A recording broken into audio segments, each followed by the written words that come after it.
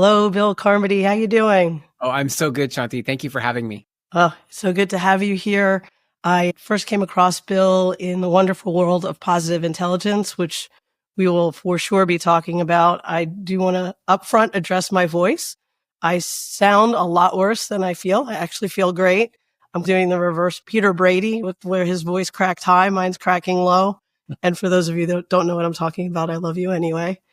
But yeah, Bill is a TEDx speaker, a best-selling author, a trainer, and executive coach. As I mentioned, part of Positive Intelligence, specifically the chief coaching officer, where he is committed to bringing mental fitness to the world and elevating the coaching profession. He specifically, I can attest to this, empowers coaches to do what they love and create financial freedom for themselves.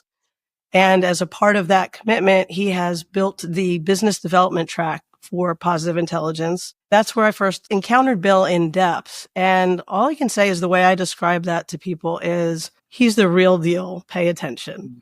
I've been around the block a couple times, and Bill just reeks of knowledge and kindness, and the things that he says resonate so deeply in terms of their value and their wisdom. I took his business development track. It had a very large impact on me. Found him to be smart, relatable, funny, unwavering in a very kind way. A lot of us have blocks that we try to sneak our way around, and Bill very lovingly and firmly would hold us to what he knew would bring success. And as I always say, clarity is kind. So thank you for that. And at one point I felt called to reach out and connect to him and sent him a little note on LinkedIn. He said, hell yes, let's connect. We had some really lovely conversations at the time. And then I reached back out to him about this podcast, and I got another hell yes. And here we are today. Shanti, I just want to first of all, thank you. That's such a glowing and beautiful, authentic introduction. I'm so used to going on a podcast and people just read the script and it's fine. And yeah, it's all true, but you didn't do that today. You really saw me, and I really appreciate being seen. It's like, wow. I appreciate just your authenticity and your willingness to speak into your experience of me. It humbles me. I really feel emotional as I'm speaking to you right now because wow, it's just so beautiful to be seen in that way. So thank you. Thank you. And I will just add that because I do admire you so much, and I did purely based on the business development course that you give. And there's always that nervousness when you meet someone you admire, and will they be as cool as you think that they are? And then you were, and then some, just tons of admiration. Let us know anything about what you're doing currently professionally that maybe you want to add to what I shared. Yeah, so I've actually been with Positive Intelligence for just over 5 years, and I am winding that down starting in May, and I will be completely out by June of 2025. I share that not as a shock and awe or surprise, but just as an acknowledgement that this has been an incredible journey for me. I am so grateful for the opportunity, and I'm excited to take my trans daughter, Violet, around the world for an entire year. So we're going to do a gap year. And we're both doing it so that she gets an opportunity to spend a full year seeing the world. We're going to go to 52 different cities over the course of a year. What's really beautiful about this is that it's giving me an opportunity to take a pause in the career side of this, because I have been going nonstop since I was 12 years old. And you've heard some of these stories of having 5 jobs and as a 12-year-old, and it's crazy. I've never had more than a couple of weeks off. So to really take a full year to be able to enjoy my daughter and spend time with her and show her the world as I've seen it and see other parts of the world I've never been in with her. I feel like I've finally earned it to be able to get to this place in my life where I can do something as beautiful as this. Oh man, that is phenomenal. Knowing you, imagine you're going to be chronicling it in some impactful way as well. Is that true? BillCarmody.com. Yeah, we've already started. I literally updated my website over the holiday break so that I could allow people to say, hey, I'm in this part of the world if you want to meet up. And then I've given people options to be able to do that. So there's work-related versions. There's just, let's grab a meal. And there's other times, let's have a slumber party. We're going to be staying all over the world. So being able to stay in somebody's home sounds weird, but it's like, no, you feel like you're actually locally connected to the culture of the community that you want to be part of. So I'm trying to open up to all of these possibilities. And I know there are coaches all over the world who will be interested in either breaking bread with us or hanging out with us, or maybe telling us where we should be going in their particular local town or community. So I'm just completely open to what that looks like. So it's continuously evolving. It's exciting. Oh, You can be sure I'll be following in whatever ways I can. That's fantastic. Congratulations. You have more than earned that from where I sit anyway. So thank you so much. And what about personally, anything that people might not know typically, or something that lights you up that you want to share? So I am a 5th degree black belt, and I'm actually qualified to be a 6th degree. I just haven't tested yet. So I will be able to test for my 6th degree black belt in Subakdo Muda Kwan. So that's something I've been doing for over 30 years.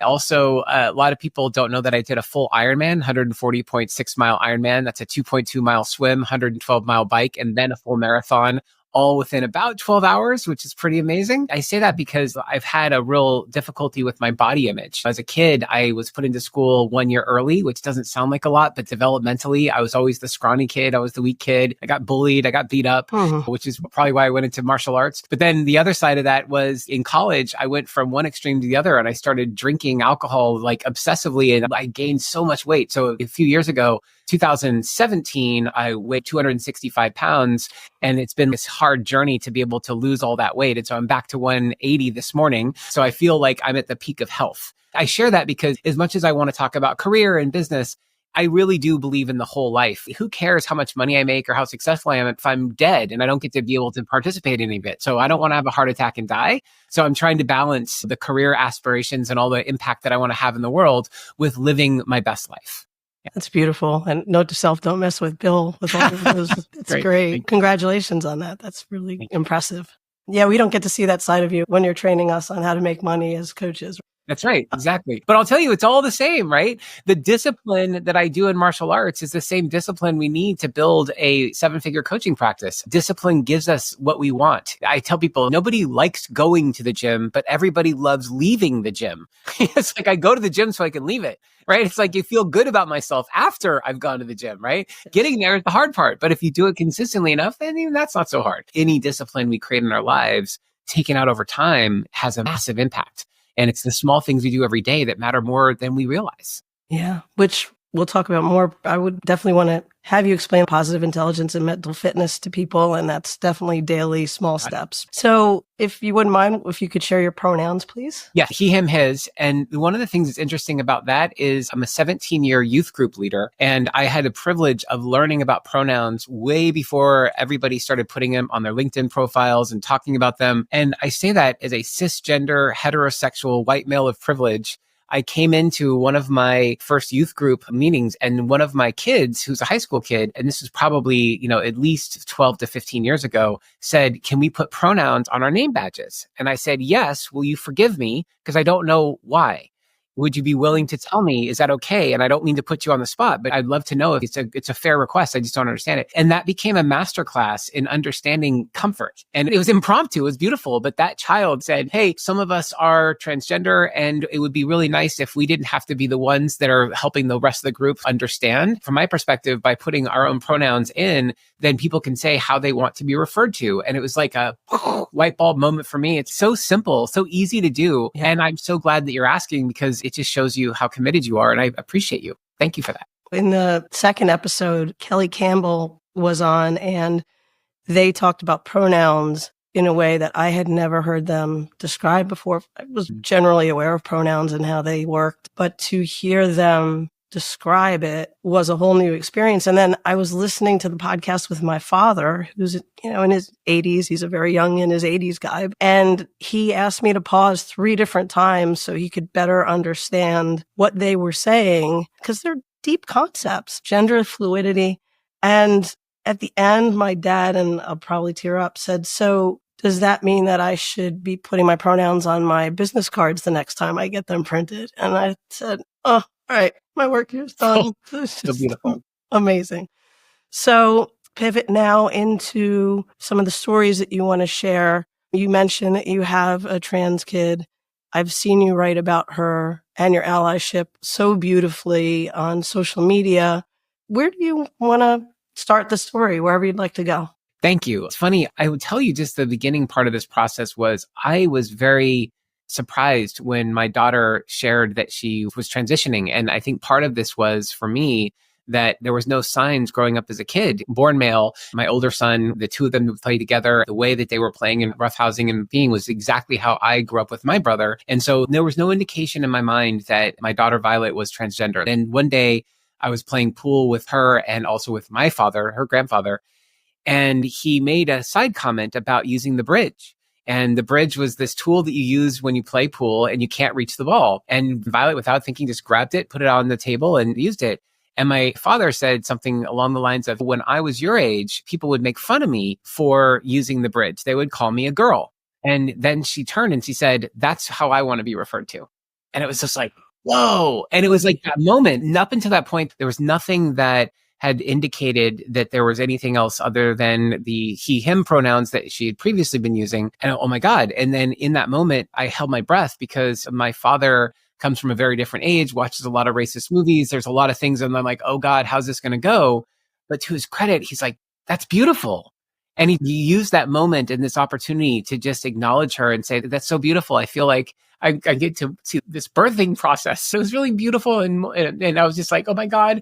And it took me a moment to just hold it there for a second because I was judging my father and suddenly he handled this better than anyone I could have ever expected. And it was like this celebration moment. And so we all got to celebrate and hug and just hold on to each other. And then Violet basically at the time said, I'm not quite ready to tell everybody else. So if it's okay, we'll go back to using her dead name.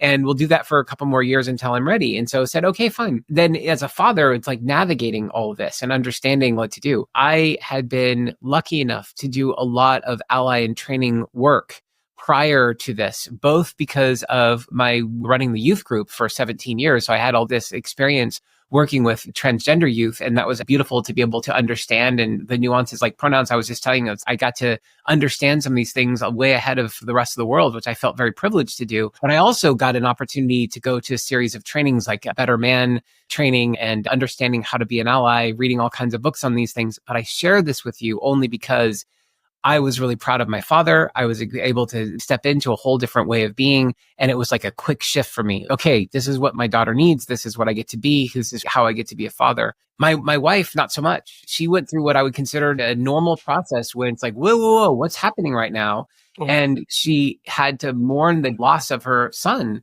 before she could accept Violet as who she is and who she's always been. She first had to acknowledge, okay, for the last 13 years, she's had another male child that is no longer going to be part of the story. And there is a natural grieving process that happens there. And got to witness both sides of this. I got to experience what my wife was going through and just a very normal experience of what this means. And then I also got to experience my daughter trying to grapple with the tale of two parents, like someone who'd already done all this massive amounts of training and was able to be there for her immediately without really having too much mourning or loss in the experience. And what I had to do is explain to Violet, I said, look, you have to take it from her perspective. This is all new for her too. You're out there and you want to be supported and that's great, but also give us some grace. And that became part of the story over the next couple of years of, I'm going to screw up your pronouns, right? Like for 15 years, it's been he, him, and that's always been that way. I'm going to make mistakes. Yep. And so I need you to understand, correct me. Absolutely. Don't back down. But also understand that I'm doing my best and I'm not perfect and I'm not going to be perfect. And that became part of the process too. Can I go back? There's so much that's beautiful about that. Can I go back to that moment and your father's response? It's one thing, like you said, you have all this practical training and you've been immersed in this world. Do you know where he found the reserves or the resources to be so perfectly beautiful in that moment? I asked him about it afterwards. So I didn't know. I talked to him. I said, Dad, I got to say, I'm really proud of you for how you showed up in that moment. I was still processing what Violet had just said. And there you were just already all in. And he said, I love her. And it was just like, duh. It was like, wow. And I think that's part of it was that for him, it was just the only response. Was, I love my granddaughter. This is who she is. And this is exactly how she wants to show up. And she's chosen to share her experience with me before anyone else. I got to be the first person to hear her story before anybody else did. So that's a beautiful moment. I didn't get to be in the hospital while she was born, but there was this sort of new birth that was happening and emerging. And I got to witness this beauty that I felt very privileged to be in the room. And it's like, wow. Totally blown away. I realized in that moment that I didn't give my father enough credit. So here's this man, and I've seen him from my own experiences, going through the divorce, all the other things. It's like all these things that I've had hangups with, and suddenly, like when it really counts, there he is. Mind-boggling and really beautiful. I mean, it shouldn't be mind-boggling, right? I know. But Yes. it is. Yes. It is. And I share it's mind boggling because of the number of parents who struggle with this in their kids and they don't have any support. Violet has a lot of friends who are not able to be themselves. And so they have to hide who they are. And that's the difference. They don't feel safe. They don't feel like they can speak into what their needs are or even share their true pronouns. These are my pronouns, but they can't be called them in my own household. That's just really heartbreaking. And so to understand how much of that is the child and how much of that is the parent, I'm not in it, so I don't know. But what I do know is that I'm really glad that I was able to have the experience I had with my daughter and then be able to share that with others to be able to support them. Because I've had coaches that have come in, we'll talk about positive intelligence later, but I've had coaches that have asked me specifically, my child has told me that they're transgender. Is it just a fad? And I understand it's a really valid question for someone who doesn't know, not judging them at all. But I think what happens is that they see their friends that are transgender and they're like, because they're around this, are they just trying to fit in? And is this like a new way of fitting in to be transgender? And all I can say is I've seen what it takes to be transgender. Nobody chooses this path. It's honestly, this is a hard path. It's the danger that Violet has as a white male, having all the opportunities, all the privilege to transition into a transgender female. Now suddenly her safety is at risk. There are things that my wife never had to worry about that suddenly were on the table, which is why she was mourning the loss of her son. Because, oh my God, I have to now worry about my daughter. I thought I escaped that one. I had 2 boys at one point, and from a lottery perspective, a parent, I don't have to worry about rape. I don't have to worry about danger, murder, like all these things that mothers naturally worry about their daughters, just to be concerned because life is life. And now suddenly this came in at age 13, which is just completely unexpected. Yeah, and now it's at the other end of the spectrum where you have to do all of the worrying. Goodness. So watching the tale of 2 parents, your wife's response, of course, makes complete sense. It is death in a way, and having to completely shift your brain and now worry about the fact that you thought you had a male in the family who now is in a very vulnerable category. And you're watching this with all of your training. What are the things in going through the experience for yourself and or in watching this unfold between the 2 of them that even with all of your training, you really didn't anticipate? It's really interesting because I'm still a parent and I'm still a father and I still get things wrong. So I think that's part of the process of this was I would watch how ferocious Violet would be with loving grandparents and other family members who confided in me that they felt like they had to walk on eggshells with her because they would make the slightest mistake and she'd just lash out. And so I realized as a father, I had to take her aside and say, look, Violet, you're going to think that I'm taking someone else's side, but that's not what this is about. I want you to understand there is a right way to correct people. And there is a wrong way. And there really is a wrong way. And I'm telling you, as your parent, I'm not here as your ally. This is not conducive to the kind of relationships you want to have with these other family members. And so you are very lucky in that you have Will, her brother, who has gone through a lot of his friends being transgender. And so already knew what to say, what not to say, how to ask, what to do. He just fell right in. That's not the most people's experience. And you're lucky to have a father who's gone through as much training as he has so that we can have some real talk and have conversations and be able to go wherever you want to take the conversation and not worry about it. But your grandfather on Elena's side, he's 92 years old. And his first reaction was different than my father's, which was like, I'm not going to do that. I'm not going to change names. You've always been this name to me. So Violet, so you have to understand, he never grew up in a place where this was even talked about. He went to World War II. Come on, put this in context, right? He's working through all this stuff to try to figure out how to be. And he loves you. Just give him time. Give him time to process. It's not going to be instant for everyone. He knew you as a different person a week ago. Just let that sink in for a second. It's going to be a transition. I know you want everyone to just fall in line and call you Violet and use she, her pronouns and just dive right in. It's not going to be that simple. I'm sorry it's not, but I need you to meet people halfway, to really have some grace, to have some patience. And she's still a teenager. And so very like and stuff. And this was going on. She was mad at me for about a day. There was a day when she was really angry. She didn't want to hear any of that stuff. But the next day, to her credit, she came back and says, you're right. You're right. The way I'm showing up in these moments is pushing people away that I don't want to push away. And so thank you for having the courage to tell me like it was. I know that wasn't easy for you either, but I hear you and I will do better. And I was like, oh, yay, parenting. Sometimes we have to have the hard conversations. As much as I just want her to be supported and loved and all the things, sometimes it's, but you're still a kid and I still need to be a parent. And this is something that's not working. So let's figure out how to make it work. And that became a whole different conversation. Well, you had the hard conversation, but you did it very lovingly and patiently in a way that wasn't going to put her on her heels.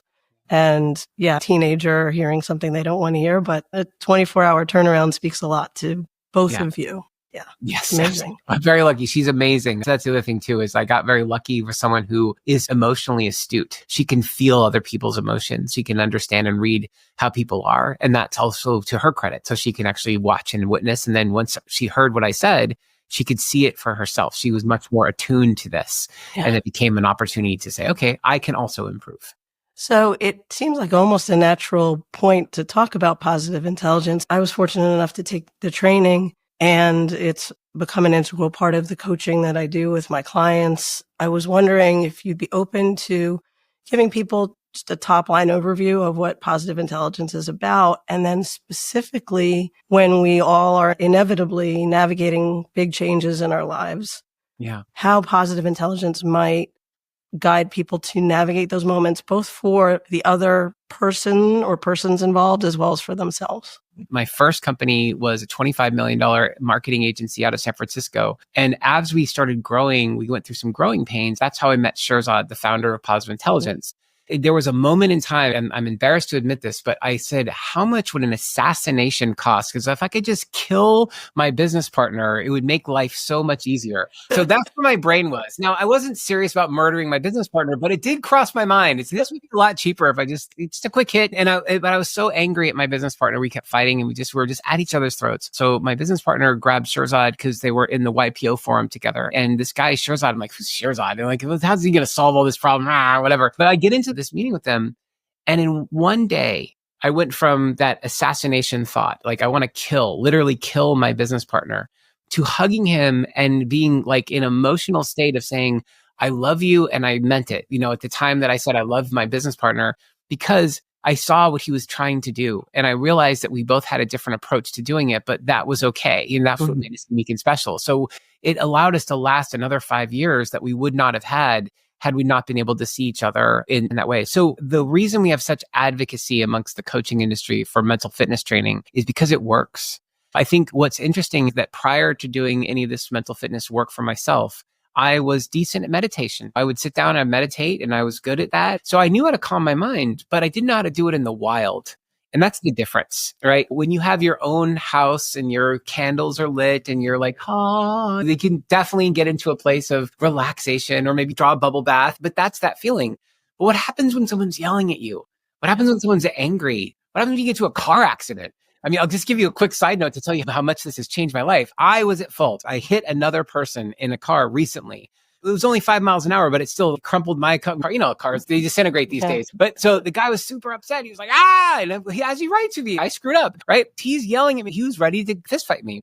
The thing was, I was totally calm because I had been doing my breath and my PQ reps at the time. And at the moment, I had empathy for the other person. I know I screwed up, but I feel really bad for this guy whose day I just ruined. And he's lit, right? He's in all his saboteur judgment. He's judging me for hitting his car. He's angry. He's frustrated. So he's just coming at me at a level 10, and I am calm. And I am looking at him. I'm saying, I am at fault. I am sorry. I apologize. And let me give you my insurance information. And you could watch as he goes from like blowing his top to simmering down to realizing this is happening. There's nothing can be done about it. And suddenly he was totally at this point where we ended up shaking hands. And I said, I hope we get to meet again after all this is done and we can start over. I hope you have a better day. And we were laughing about it. That's the power of mental fitness.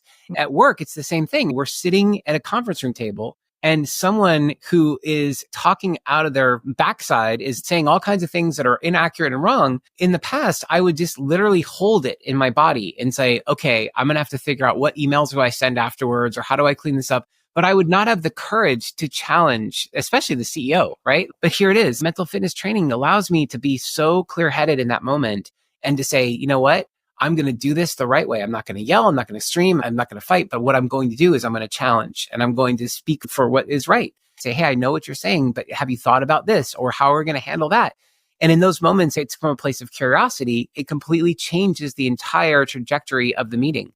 Yeah. And I can't tell you, one of the most beautiful things about this operating system is the ability to understand, hey, someone else is coming past your boundary and not being okay with it, but not getting activated by it either. If someone crosses my boundary and I yell and scream at them, it doesn't help either one of us. But if I challenge them in a totally calm, clear-headed mind, say, hey, that doesn't work for me, or that's not okay, or these are my pronouns, or whatever it is, I can do it from a place of calm and peace. And that actually shifts the conversation. You can get triggered and engaged aggressively. And then there's a lot of people that I work with, and I actually would put myself in this category previous to all of this, where you just freeze and internalize, and that's it. And so you're not taking any action and you're just bottling it all inside, right? And that description that you had about meditating in a corner versus having access to the tools throughout the day when you need them, when the stuff is going down, is really what it's all about. The last thing of this is, I think what's beautiful about mental fitness training is understanding that we don't have to be victims to our thoughts. And I think that's that last part of it. My first thought isn't necessarily the right thing to do. It's not the right action to take, especially if I'm upset at somebody or I'm angry or whatever that looks like. It's okay to feel that emotion, but I also get to let it go. And I don't have to act on it. Mental fitness training has allowed me to strengthen my resilience, my mindset, to be able to understand that I don't have to be in reaction to other people. My black belt instructor used to tell me, when somebody pushes your buttons, you should thank them. And I'm like, what do you mean? It's because you shouldn't have any buttons to press. And that's the whole thing, is that intellectually I understood that, but it wasn't until I started doing mental fitness training that I'd be like, oh, there it is. There's that button you just pushed. Thank you so much. I'm going to work on that now. And I know it's me, it's not you. You just had a button, you pushed it. I actually need to make sure that I don't have that button. It doesn't exist. Yes, the awareness of the emotion, the ability to pause and recenter, and then to always remember that we're at choice from that point, that there's other options that we can choose always. So we may not be able to control the circumstances, but we can control our response to whatever's unfolding. Yeah. So thinking a little bit even more deeply into careers and talking about allyship with your combination of your training, your experience with your daughter, how can people be allies best in the workplace? Yeah, I think that's a great question. I start by really recognizing my own privilege. It starts for me. I am a cisgender, heterosexual, white male of privilege. And I say that because what it helps me remember is that there's lots and lots of people in the workplace that don't look like me, that have different experiences than me, who have different privileges than I have. The part of the allyship that is so important is understanding, how can I support those voices and people who don't have my experiences? And I'll give you an example. On our leadership team, one of the things that was really difficult for me to witness was seeing we only had, for the longest time, 1 or 2 women in a group of 12 people. And the thing about it is that it's not enough. There's been lots of studies on this, but the basic piece is when you have 2, it's one person, only one person difference. But when you have 2 women versus 3 women, that completely changes the DNA of the meeting. And if you notice that there's only 1 or 2 women, as an example, in a meeting, then it becomes my responsibility to echo the voices, to support what's being said, to actually stop trying to say the things that I want to say in the meeting and actually be more of an advocate for those individuals, because ultimately their voices tend to be drowned out. And if I'm not consciously looking to try to support what they're saying, or say, hey, we haven't heard from this person so far, and I'd love to hear what is on this person's mind, I'm bringing consciousness to the rest of the team that, oh yeah, these voices are not being heard, and these voices really should be heard. It's the same thing with people of color. It's the same thing with transgender, with folks who are finding themselves to be in the minority of any group, any of those places. As an ally, what I do is I seek that out and say, how can I be of support? How can I be of service? And I think part of allyship is also not relying on those individuals who are not the majority of the organization to train me. Because that's the other part of it. I think one of the most powerful experiences that I ever had was Betty Spruill put together a group called Transformation of Race. I remember asking, what do I do? And she gave me the most powerful answer that stuck with me for the rest of my life, which was, how do you not know? And I was like, oh. Because in those few words, she said everything. What she was telling me was, why do I have to do the work to educate you, to tell you as a white man who have all the privileges in the world, what to do at work, what to do for other people who don't look like you, who are, do not have your experiences? allyship isn't just helping to raise up the voices of people whose voices tend to be marginalized. It's also, what is the work that I'm willing to do so that I can actually get better at this work? And taking the time to go to workshops and read books and things that are out there are all ways that I can be a better ally. And I think what the biggest privilege that cisgender, heterosexual white males like me have is we can just turn it off and it's done. I choose to not engage. That is a choice I have. And not everyone has that choice. I have to remember that when it gets hard for me, just imagine what it's like for someone who doesn't look like me, who doesn't have my experiences, doesn't have my privilege. Folks who have these other experiences don't have the choices that I have. And therefore, I have to go beyond the work that I'm doing in order to be an ally, because they oftentimes are so exhausted just trying to get what's fair and equitable for them. Like, to be able to have to go beyond and teach me what the systematic pillars of racism are and dismantle them, that shouldn't be their job. Yeah, they're already wounded and Yes. crawling, and you're coming along, hey, what can you teach me about how I can help you? And Exactly. Like, yeah. On your spare time, because you don't have enough to do, why don't you teach me how to be a better ally? Come on. And when you've been in those meetings where maybe you were being the third voice in a way, a surrogate third voice where it didn't exist, do you feel that the people you were adding your voice to noticed it? Oh, God, yeah. Yeah. I always get private messages. I don't do it for this reason. When someone who is feeling marginalized is recognized and supported, and especially for someone who didn't have to do that, they went out of their way to do that. It was very clear that was what was being done. The love that comes back is tenfold, because they're like, thank you. I wasn't sure how to speak up in this moment, or I had this thing on my heart and I wasn't sure what to say or how to say it. And you gave me the spaciousness. You asked me directly. It allowed me to be able to speak what's on my heart.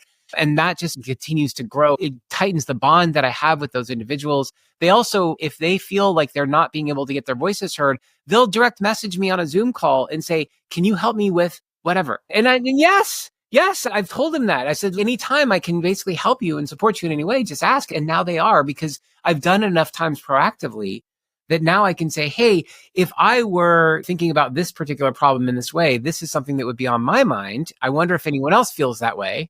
And that gives spaciousness for some other people to speak up. But then I can go first because I have all that extra privilege, and why not use it? The good of the rest of the group. It's interesting. I noticed this for myself, and I've now had this conversation in my life and on the podcast, in particular with Amy Bobchek on the podcast in a previous episode. But I think there are people who are understandably, and I was in this category and can't swear that I won't be again in the future, but I'm going to try not to be. Wanting to step in, but feeling, will I say the right thing? Will I do the right thing? Do I understand all of what's going on? And again, freezing versus just stepping in. And the conversation Amy and I had was, if you feel called to step in the ring, step in the ring. And you don't need to understand everything going on in the ring. If you're needed, just jump in. And if you do that, as we were talking about, with empathy and curiosity and an open mind, you pretty much can't go wrong. So fight through that hesitation to think I need to know everything about what's happening here in order to be proactive. It's so on point. If there's any part of you that says, I need to say something, and especially in support of somebody else in the room, just begin.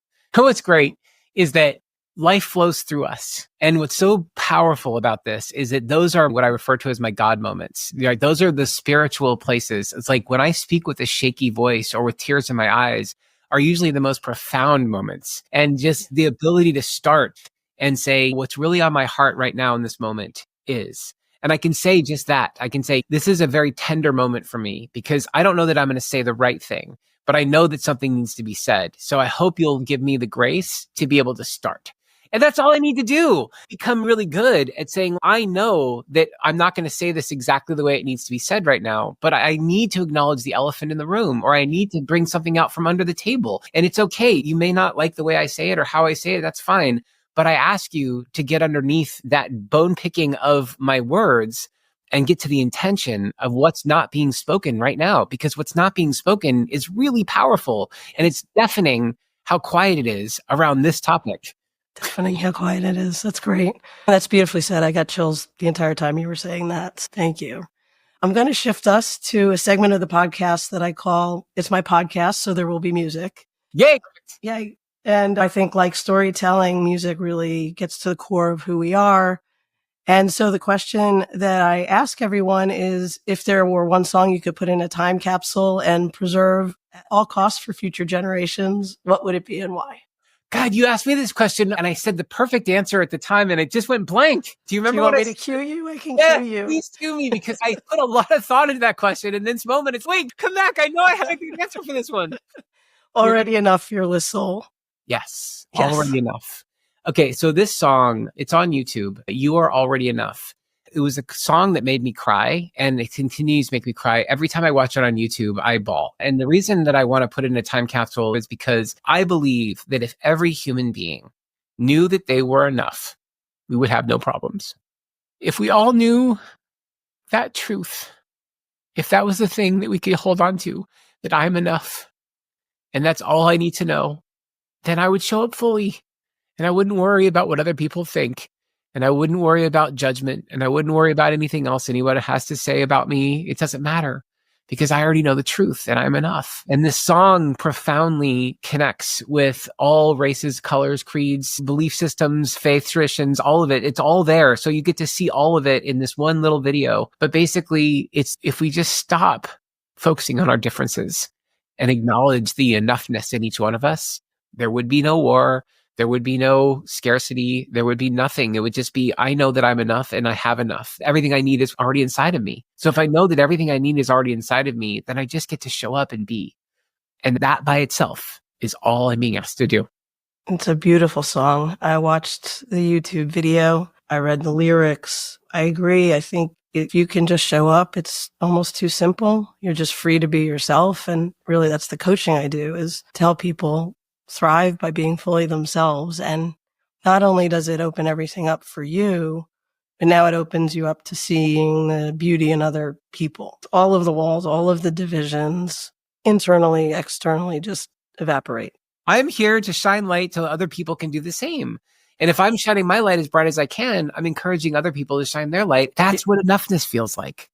It's beautiful. One of the lines in there just hit me really hard. Always proving my worth only destroys it. And thinking about how much of my life in the past I spent just trying to prove myself constantly, justify, rationalize, prove, instead of just being. That's what's at the heart of this song. And that's at the heart of the belief. When I'm working with somebody who's really struggling, that's my exercise for them. It's such a simple thing. They said, I want you to write, I am enough on all your surfaces where you spend your most time. If you have lipstick, put it on your bathroom mirror. If you want to put on a Post-it note, put it on your shower door, but put it next to your computer. Like every time you look up, I want you to look at this. And instead of just ignoring it, I want you to say it out loud. I am enough. And I want you to see how much you fight those words initially. But if you do it for 30 days, if that's all you did, and every time you saw it, you said, I am enough. You said it multiple times during the day. By the end of that 30 days, you would say it like, yeah, like obviously. So you go from, I don't believe it, day one, to this is the absolute truth, day 30. Yes. And if we all just did that, what a beautiful planet this would be. Yes. Thank you for sharing the song. Thank you for the heart with which you described it as well. And I'm excited to add it to the Spotify playlist. As we're starting to come around, what are the ways that you want to let people know that they can find you? So I tell people the two places where I spend most of my time is on LinkedIn and also on my own website, billcarmody.com. The reason I point billcarmody.com into this is that this is where my world tour is being planned and will be actually shared. So between now and July 1st, people can go in and see where I'm going to be in the world. And if they happen to be there or they want to join me and they want to meet up in some place in the world, I'm inviting that in, right? So especially our coaches from Positive Intelligence, there's so many thousands of people that I've spent time with that I'd love to meet in person. So that's billcarmody.com. And then LinkedIn, I use it more as like my blog site. It's where I post my articles. It's where I post pictures, content, other things along those lines. So between the two, if you want to follow my world tour, billcarmody.com. If you want to see what I'm up to, check me out on LinkedIn. When you said world tour, I'm thinking, I don't know if there's merch involved, but I'm picturing t-shirts and cities and all kinds of stuff. Can't wait to watch as it unfolds. And I can't tell you how grateful I am that you took the time to do the podcast today.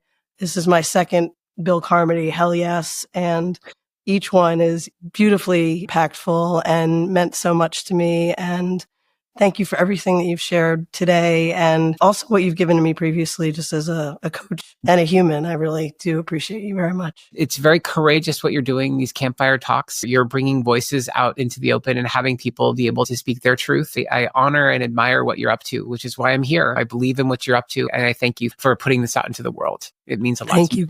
Thank you so much. All right, everyone, that brings this episode of Stories We Haven't Shared to a close. I believe stories are our humanity waiting to be shared, and listening makes it possible. Thanks so much for being here by our virtual campfire today, and thank you again so much to Bill. Until next time, thank you.